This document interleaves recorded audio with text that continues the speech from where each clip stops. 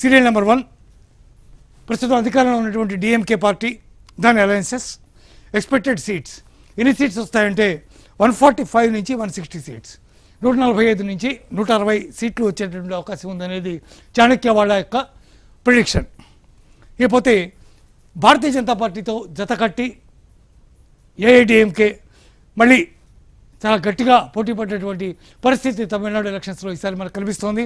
వాళ్ళకి కనుక చాణక్య స్ట్రాటజీస్ ప్రకారం 50 నుంచి 65 సీట్లు వాళ్ళకు వచ్చే అవకాశం ఉంది అని చెప్తున్నారు.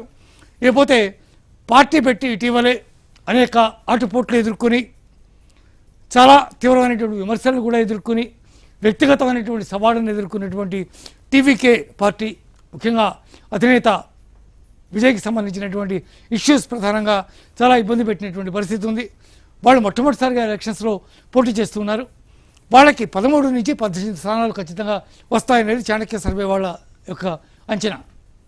ఇక్కడ విజయ్కి సంబంధించినటువంటి ఇష్యూ కనుక మనం తీసుకుంటే, విజయ్ వెంట మ్యాక్సిమం తమిళనాడుకు చెందినటువంటి యూత్ అంతా కూడా విజయ్ వెంట వెళ్ళారనేది ప్రధానమైనటువంటి సర్వేలో తెలుస్తున్నటువంటి అంశం.